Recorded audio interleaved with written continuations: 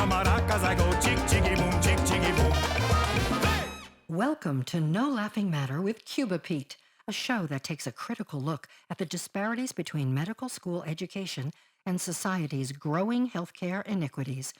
Join Dr. Pedro Cuba Pete Greer each episode as he interviews the experts working to transform medical education and ensuring that future doctors are trained to provide equitable and compassionate healthcare for all communities.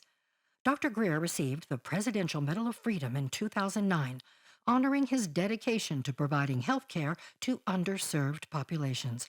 As Dean of Roseman University College of Medicine in Las Vegas, Dr. Greer is committed to creating a medical school of the future where students embrace the need to unite the heart and science of healthcare.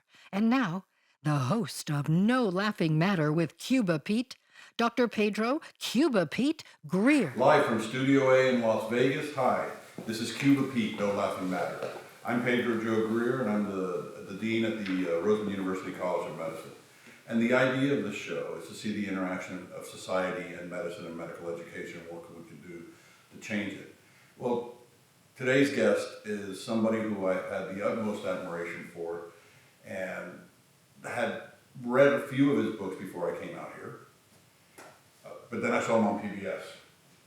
And then I got the guts up to invite him to lunch one day.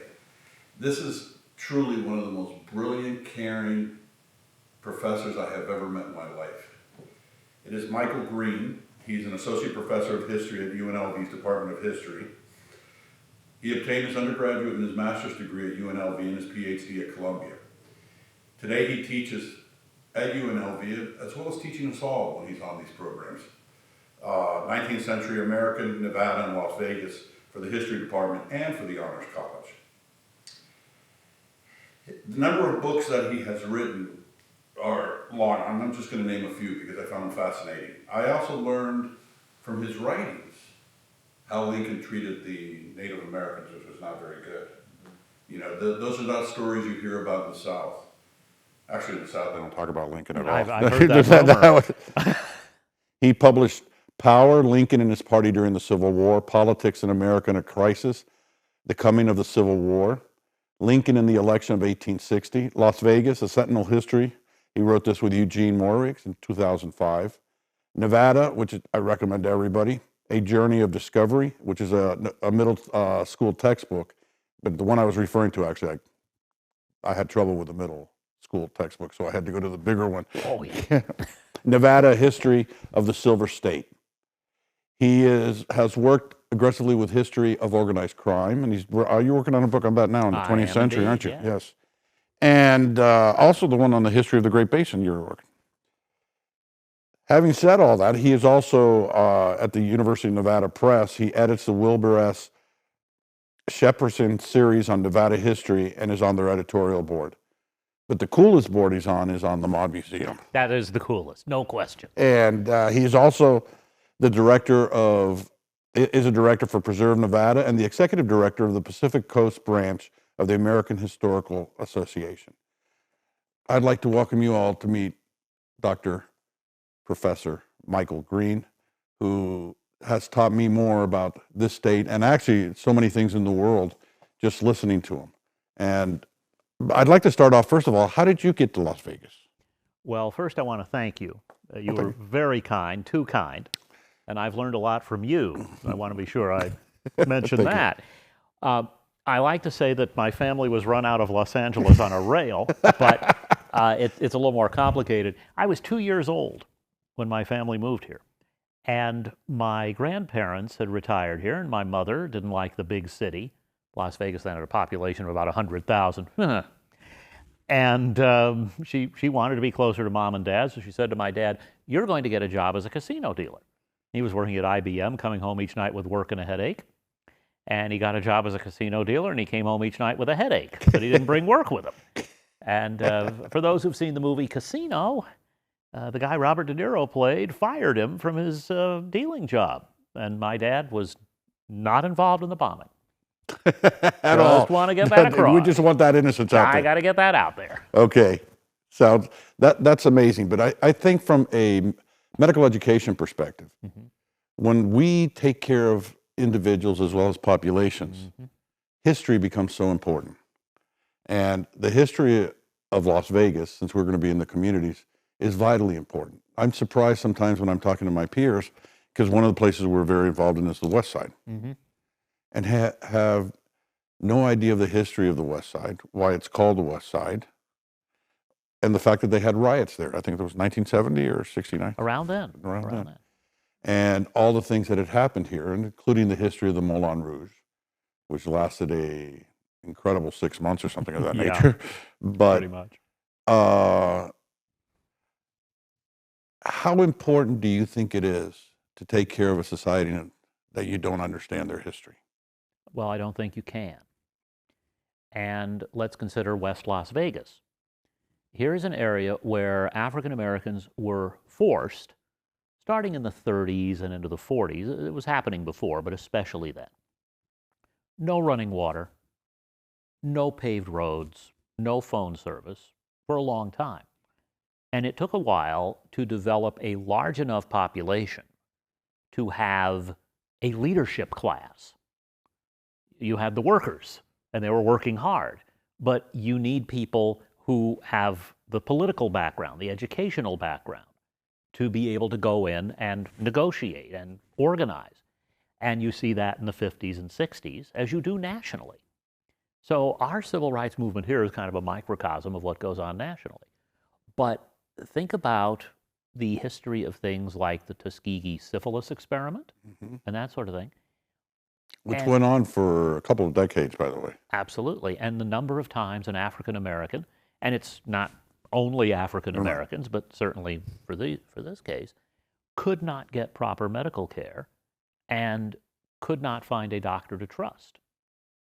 And it is a lot easier to trust a doctor who understands you and where you're coming from. And perhaps a doctor that looks like you. It doesn't hurt at all. And, you know, within the profession of medicine, and particularly academic medicine, which can very many times, as we've discussed, be a very toxic environment.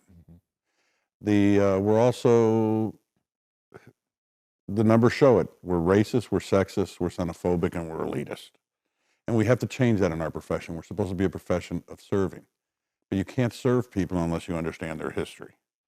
And being Cuban American is very interesting because the history is divided by generations. Oh, very much so. And, you know, my generation of Cubans will tell you everything that we came here with nothing. Well, we were 3 years old. There's not 3-year-olds that have a whole lot of anything, but it was our parents that lost things. But it was this country that gave us the opportunity. But that experience versus the experience of somebody who's now lived for 45 years in a communist country and finally comes out is very different experience, even though we're the same culture. Well, and you find it, for example, in Las Vegas, the sheer number of people who have migrated here, all races, creeds, you name it. But I said the population was 100,000 in 1967, and now we're well over 2.5 million. It's pushing toward 3 million. And also one of the things my wife and I love about Las Vegas is the diversity. And this is something that, growing up, I was not conscious of how lacking in diversity Las Vegas was until I go to grad school in New York City, an incredibly diverse city. But around that time, you have the growth going on here that attracts a diverse community. And I have some friends who work in the area of food history. Oh, really? And I have a colleague at UNLV who did a history of Thai restaurants explaining the development of Thai culture, mainly in California in this case. And as I hear it, the best Thai restaurant in North America happens to be in Las Vegas. That's the rumor. And guess what food my wife and I are getting tonight? But the thing is, I look back and we had a few Chinese restaurants when I was a kid. We did not have the diversity of food. And that is a good way to judge or measure a community's diversity, frankly. 100%. Yeah. Not to mention it's a good way to do research. Yeah. Oh, yeah. and the other thing here, I see this not only as a diverse place, but even at different socioeconomic levels, you have a lot of diversity in there. Where I come from the South, where you don't see that diversity in different communities. No, and I tell a story, and it's sometimes easiest to go with the anecdote. I grew up in the area now called East Las Vegas, which we called Las Vegas. There was West Las Vegas, there was Las Vegas, okay. And today we kind of have to distinguish. And in the 25 years we lived there, it became predominantly Hispanic. Right. Fine. Except the time came where I wanted to move. My mother had died, and my father and I were living together. And I wanted to move to have a bigger house. That was the reason. And we moved to another part of town. And there are 10 houses on the block. And one day, one of the neighbors yelled down at me and pointed at 2 houses, and he said, 10% of the population, 20% of the neighborhood. He was referring to the 2 black families on the block. And I just glared at him. And I think he figured out I was glaring at him. And later, for New Year's Eve, those 2 families were invited to his house, and we weren't, which I think shows progress. But this was a more socioeconomically advanced neighborhood. I could barely afford to be there, but all right.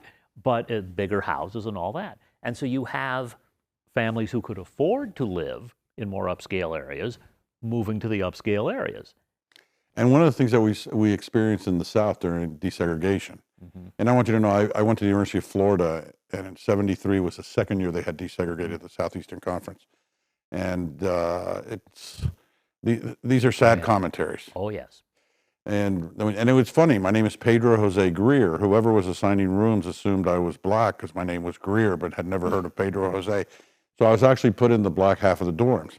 And my roommate, who was the largest human being ever from the state of Georgia, Charlie Horace Johnson, who ended up playing, I think, with Detroit in the mid-'70s. This was my introduction to college. This huge man opening the door, looking down at me, going, shoot, that's without the O's. Yeah. I thought you'd be black. And I said, it's worse than you think. I said, I'm Cuban. We look like them, but we dance like you. And so I use that at a commencement at the University of Florida, saying my 2 most important lessons came when I was 18. If they're really big, become their friend. It's self-preservation. It's good, yeah.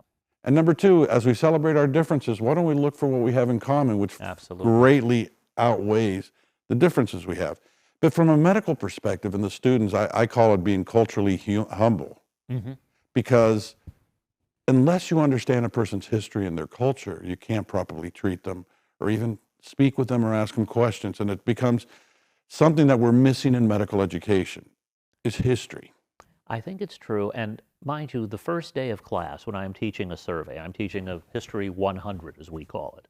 So it's 150 students who are there to satisfy a requirement. There is no interest in history. And the first day, I will say, now, history doesn't matter, right? That's what you're thinking. I'm here to satisfy a requirement.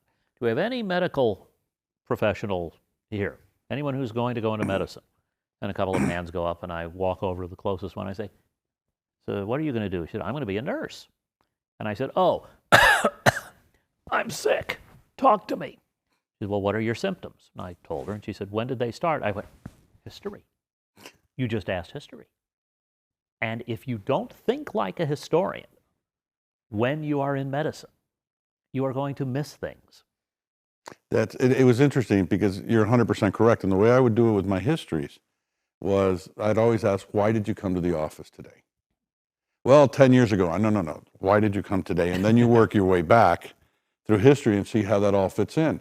Because that's where you really get the symptoms. And not only that, it makes you a better physician. Because the fact that you can treat somebody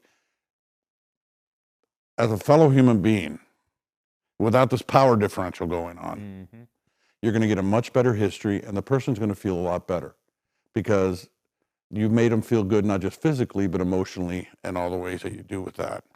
And mind you, I'm a history professor. I'm not a doctor. You're a real doctor. I'm an unreal doctor. I mean, I can't even write a prescription. It doesn't do me any good.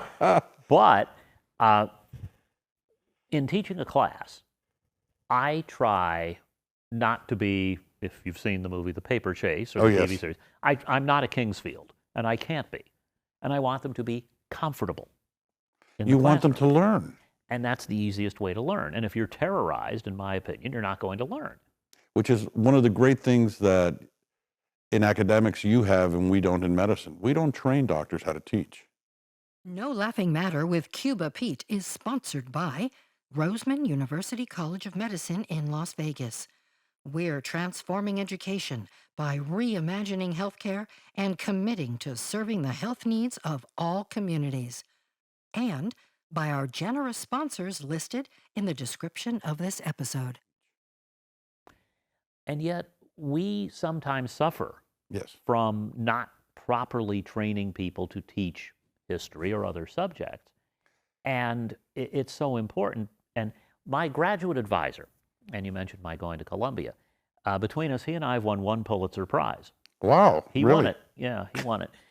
But he was getting ready to retire, and he has this endowed chair, and he's won all these prizes and awards, and he's written far more than I have and far more important stuff than I have. And for his final Civil War course, he had them film it. And he said, I have reached more people in teaching than I have with what I've written. And I know that. And I'd kind of like this to survive me.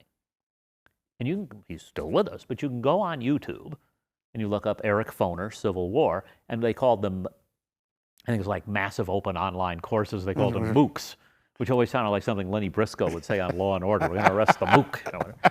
But you can go to that, and he's lecturing on the Civil War. Well, yeah, our teaching is incredibly important, and we don't always emphasize it enough. And with medicine, it's often referred to as bedside manner. Which is very interesting because in medical school now, and almost I think 100% of the American medical schools, we have a course we teach called motivational interviewing. And basically it's how do you talk to somebody? Yeah. So one of my concerns with what we're bringing into the medical profession, it's all quantitative. We're not bringing in any of the qualitative aspects that are becoming so important that we need. And that's why we lack those virtues of humility, empathy, and compassion.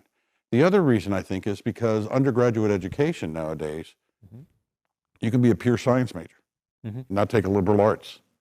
But liberal arts is what teaches you to be a critical thinker and a creative thinker, which is so essential right now in healthcare because it's moving so quickly and changing. And you have to have that nimble mind to be able to do that. I would rather have a liberal arts major than a chemistry or biology major coming into med school. Believe me, we're going to teach you science. And the question now with all the technology we have, how much basic science do we need to teach? And I will echo that. I went to Rancho High School here, and Rancho was at the edge of Las Vegas and North Las Vegas, and we were considered the poor kids' school back then. And there was a counselor who had retired and had left to another counselor her poster, which said something like, we need more doctors who are poets, philosophers, engineers, historians, and so on. And I did not get as diverse an education as I wish I had. I wish I had taken more literature, more science. I took what I needed to take and a couple of extras here and there. But the well-rounded education is going to do more for you in whatever you choose to do. 100%. When both of my kids, my wife is a museumologist. She has her master's degree in museum management. And with art history, both of my kids were philosophy majors. I remember sitting at dinner with them when they were both in college going, these are the most fascinating dinner conversations. You'll never be employed. But your conversation is great. My daughter ended up going to an Ivy League law school and now has her own, it's called the Community Justice Project, of which I'm very proud of her. And I'll say this, it was her group that went to Geneva and testified in front of the United Nations, and they got the state of Florida declared a human rights abusing state for some of the laws, the anti-rioting law and things of that nature. And so I'm real proud of her. My son, on the other hand, is a comedian in California. And philosophy prepares you. He did. It did. He was a double major, philosophy and religious studies. Well, when I was 17, I went to work at a newspaper here. And this may be the reason I'm on the Mob Museum board and got into history. The newspaper was the one here that actually covered the mob. The stories you see now about organized crime in Las Vegas were in that paper. And our publisher was indicted for helping the mob skim money while he was publishing the stories that brought down the mob, which tells you something about journalism, though I'm not sure what it is. And the paper went bankrupt, and I was a history major and decided to stay with that. But I'd entered college as a communications major because I was going to be a journalist, yet here I was working at it. And I thought, well, that doesn't make much sense. I can do something else. And I'm asking people for advice on what to major in. I wanted to major in history. And my high school government teacher, who also taught history and was the reason I got to work at the newspaper, he said, major in computer science. It's the future. Okay. The publisher of the paper, who I like to call a lovable Tory, he was very conservative politically. He said, why don't you major in philosophy? And I said, why would I major in philosophy? And he said, because college is the last time you get to study something totally useless. Now, that's not true, of course. But it's a valuable commentary. A man who you would think, with his politics, and I'm not criticizing anybody when I say it, would say, you're going to college, you're going to do this and this, and you concentrate just on this. And okay, you can come out with a philosophy degree and go on and do other things. As a matter of fact, I think that, especially today, where people change jobs every 10 years, the more liberal base you have in your education, the better prepared you are to go on. Because one of the things is you could teach somebody a business, but you can't teach them how to think. No, and there is an old line that Ben Bradley, who edited the Washington Post, had, where he said he did not want a journalism major unless it was the one who edited the school paper. Because he said that person revealed a depth of commitment. But he said, give me a science major because we need to cover science. We can teach you how to write. I love it. Or a history major who we can use in that way. So I'm fascinated by the Mob Museum. And my wife, by the way, I dragged her there, and she wants to go back every weekend. If you have not been to the Mob Museum, it is a truly great museum. It really, really is. In its displays, and its flow, and everything like that. But in talking about that, my family came out to Las Vegas in 1966. My uncle was the head of security at Momonte and Lucky Luciano's bodyguard. Now, let me tell you how corrupt Cuba was. The mob came in and they cleaned up the casino. That's how corrupt Cuba was. They skimmed off the top. But and it was interesting here for Hispanic Heritage Month. I saw this a PSA on television celebrating Hispanic Heritage Month, celebrating the fall of Cuba because it brought all the dealers, dancers to Vegas and cemented Vegas as being the gambling capital of the world. And I'm going, no, you're not supposed to celebrate a communist takeover. That's wrong. But that's what at one point, Vegas had more Cubans than Miami. No, there was a large Cuban community here. There still is. And I remember the Review Journal was doing a series called The First 100. And it became a marvelous book, 100 short biographies of important people in the history of Las Vegas. And they were discussing, well, what role have Latinos and Latinas played here? And I said, well, frankly, the history is very early, then a much minimized role, and then more recently. And it was harder to work in what had happened recently.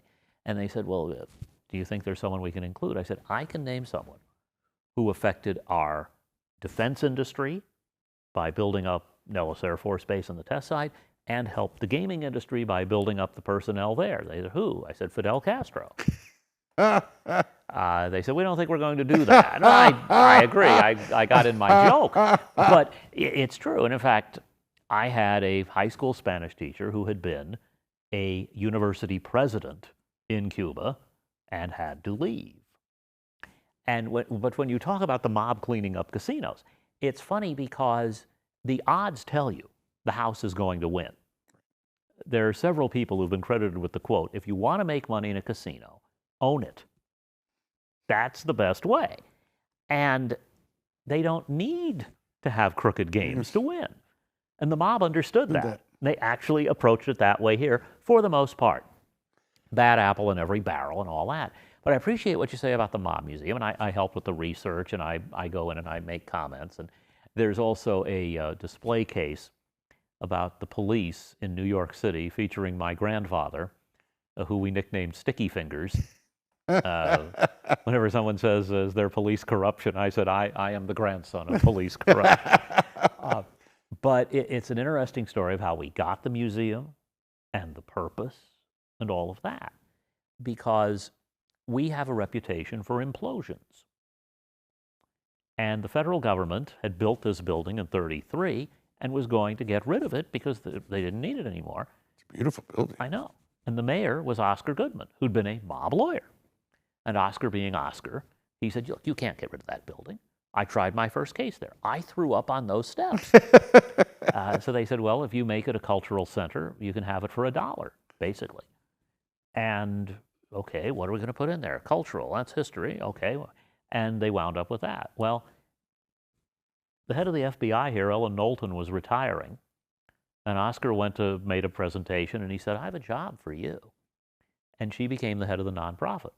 And suddenly the FBI said, wow, they mean it. She's involved. We trust her. We don't trust Oscar. We fought him. And Oscar would tell you that. And it helped us get access to things. And then as time went on, finding things around the country and getting various talent involved, it's been a wonderful experience. I'm on the board and I'm involved with the content committee.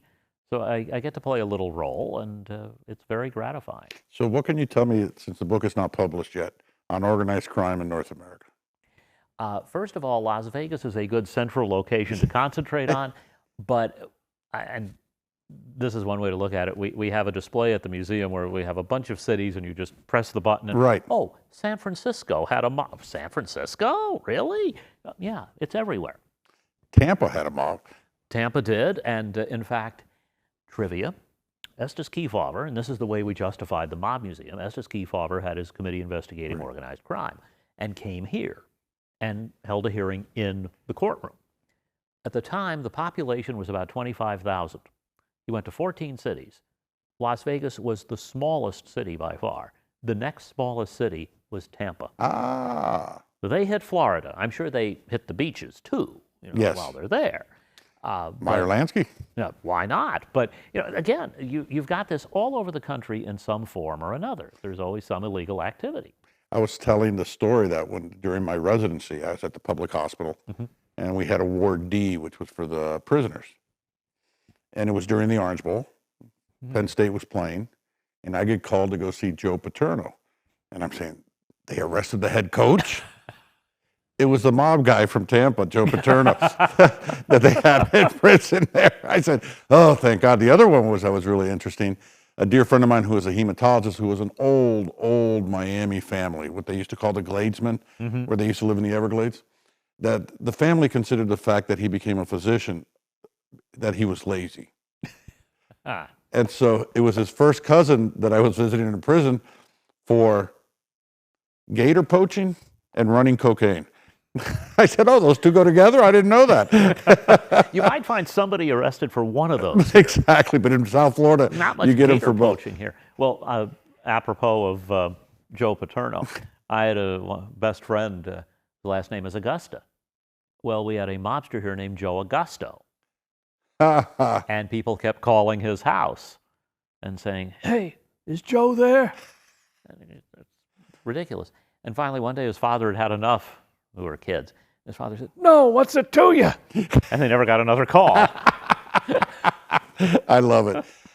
Besides requiring more history as an undergraduate, and with all the things we have to teach in medical school, and that's why I always recommend read everything you can before medical school, because for those 4 years, I'm going to give you enough to read, is it becomes important that they have the historical perspective in medical school. But since we're going to be in the communities, and our students are going to be in the households in these communities, it becomes even more important that they learn history. So I know that you're going to be lecturing at our medical school, or I hope you will. I hope to. And be able to give the perspective, because you are, apart from being brilliant and this great writer, you also... Who? You're such a great teacher. Well, I appreciate that. And I mean, every time I've seen you on television, I learned. When I had lunch with you, I learned. But I mean, it was just, it's an experience that everybody should be having. You are such a gift to this community and this country. I appreciate that. And a little story, if I may. Yes. I won a national teaching award in my profession. Very cool. I claim nobody else applied that year or whatever, but what inspired it was at the previous institution where I taught, there were faculty outside of the liberal arts who said, why don't we get rid of the humanities requirement? Oh. And I got mad, and we were able to defeat it, but I thought, how do I get this across? And this is something I suggest. I started having students do an autobiography. Mm. And then having read the autobiography, and this is what got me this award, I have no doubt, I would say, oh, you want to be a cardiologist. Why don't you look into the history of cardiology as a research project in this class? So they're getting the history, generally, but they're also learning something that excites them. And one of the problems we run into is that we sometimes think of what excites us instead of what excites them. That's true. That is so true. And it's interesting as you say that, because if you go to UNLV, you'll get the full professor teaching you. Mm-hmm. If you go to one of our legacy schools, you'll get a teacher's assistant. You know, and I mentioned Columbia. They hired a major prize winner and said, by the way, you're teaching undergrads. They pride themselves on that there. And he said, oh, I don't teach undergrads. They said, then we're not hiring you. And he settled down and he said, I'll took teach. it on. Yeah, and I mean, part of this is UNLV is a research one school, and it's a very good school, but undergraduates far outnumber the graduate students, and that's where most of the students are. And you have to meet those students. And we, in our department, require people to teach surveys. Perfect. And, you know, the other thing is, it helps us. It's kind of like if you are, I'll say, a neurologist, yeah, you need to be up on your field, but it helps to have some of the general in there too, because other things. Yeah, of all the other things that could occur. Well, I think we're out of time, and this is Cuban time, so we can go on forever. Doesn't matter. UNLV, all your students, and actually everybody that watches Professor Green on PBS or anything else he's on is going to learn and be richer for it. I thank you, and I know Las Vegas thanks you, and I got to tell you, this country thanks you for what you're doing with history. It's for those, what is the old saying? For those that don't remember history are damned to repeat it. And it becomes important to do that. And also, a person that is as brilliant as he is and as accomplished, to have his personality that comes out and treats everybody with kindness is a lesson we all need to learn. So from Studio A in Las Vegas, let's be kind to one another. Let's make this a better world. Thank you, sir. Thank you. If you enjoyed today's podcast, please subscribe, like, and comment on your favorite podcast platform. If you'd like to support the groundbreaking work that Dr. Greer is doing at the Roseman University College of Medicine, please donate at the link below. Thanks for tuning in to No Laughing Matter with Cuba Pete, as together we work to unite the heart and science of healthcare to serve all in our communities. See you next time.